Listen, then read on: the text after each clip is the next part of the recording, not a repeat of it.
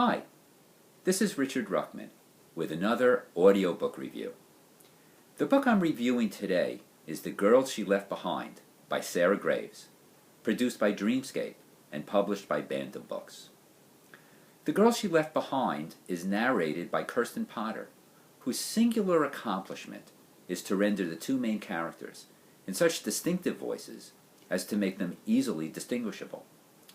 Lizzie Snow, a former Boston homicide detective, has moved up to Maine to look for her deceased sister's daughter, Nikki, who has been missing for 8 years.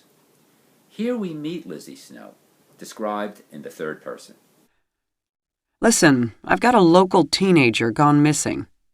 Just weeks earlier, she'd been hired to be the eyes and ears of the Aroostook County Sheriff's Department here in Bearkill, and why an ex-Boston homicide cop had turned out to be exactly the right person for the job was a whole other story.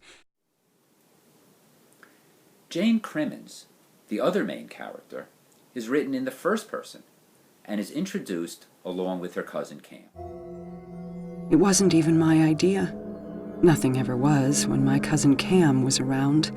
"Come on," she mouthed impatiently at me, rolling her heavily made-up eyes from the doorway of St. Anselm's basement meeting room in New Haven, Connecticut.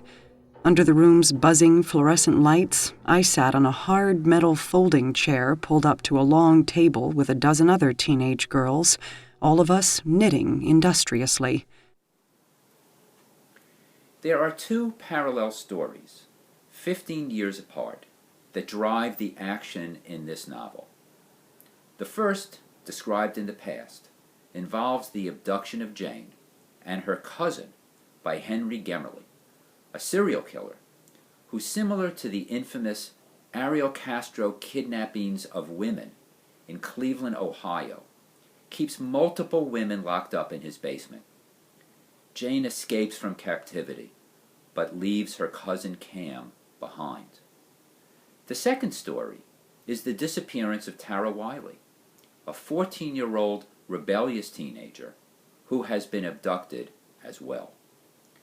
The two events come together as Detective Lizzie Snow desperately looks for Tara.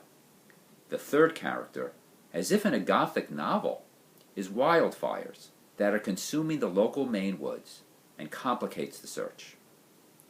The tension in this novel is the frantic search for Tara before she is killed by her abductor or consumed by the raging fires. The Girl She Left Behind is also a story of betrayal.